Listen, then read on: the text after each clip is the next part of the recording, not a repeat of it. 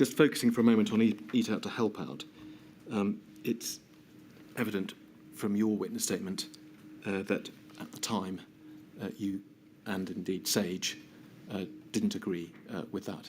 That policy completely reversed it to saying we will pay you to go into an environment with people from other households and mix in an indoor environment for periods extended over a couple of hours or more. And that is a completely opposite public health message as a result of that. Now, it's quite likely that had an effect on transmission. In fact, it's very difficult to see how it wouldn't have had an effect on transmission, and that would have been the advice that was given had we been asked beforehand. Yes. Well, let me just take you to your statement, if I may. You say, as I've discussed, Sage, this is the point you've just made, was not asked to provide advice ahead of the Eat Out to Help Out scheme being introduced. And then you say this, but I think it would have been obvious to all involved that our advice would have been that this was likely to increase transmission of the virus. Can we look at a paragraph of Mr. Sunak's witness statement, please?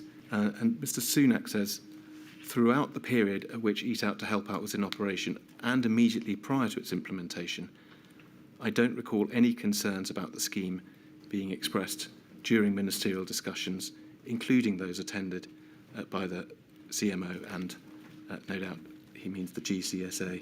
That's you.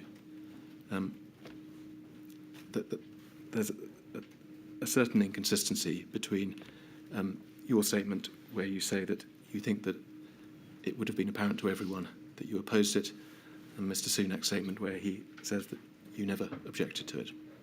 Well, we didn't see it before it was announced. I think others in the Cabinet Office have also said they didn't see it before it was formulated as a policy, so we weren't involved in the run-up to it.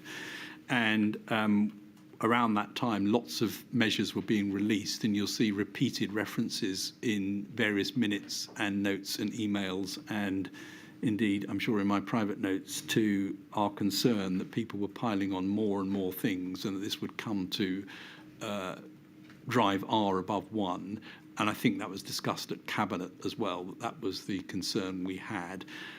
So I think it would have been very obvious to anyone that this was likely to cause inevitably would cause an increase in transmission risk. And I think that would have been known by ministers. And Mr. Sunak?